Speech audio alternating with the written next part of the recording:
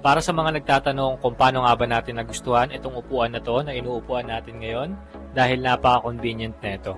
Dahil hindi na guys sasakit yung likod natin. So ito guys yung mga features ng upuan na to.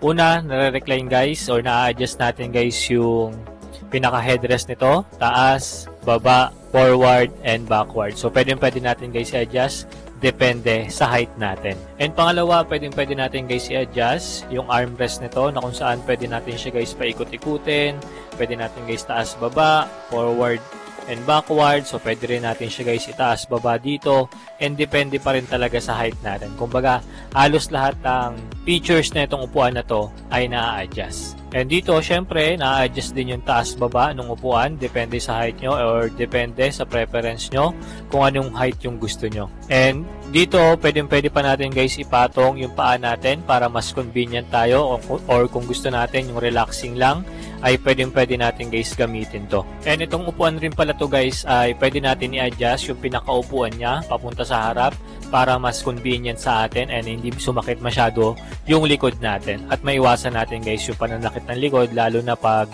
nagko-computer tayo ng napakatagal at nakaupo lang tayo. So itong upuan na to ay napaka-convenient talaga dahil sinusuportahan nito yung dalawang likod natin dahil meron siyang foam dito, left and right na kung saan hindi na guys sasakit and mas masasalo yung likod natin ng pinakasandalan ng upuan na to. So nabili ko pala siya guys ng 12,599, free shipping na yon and limited lang guys yung promo nila.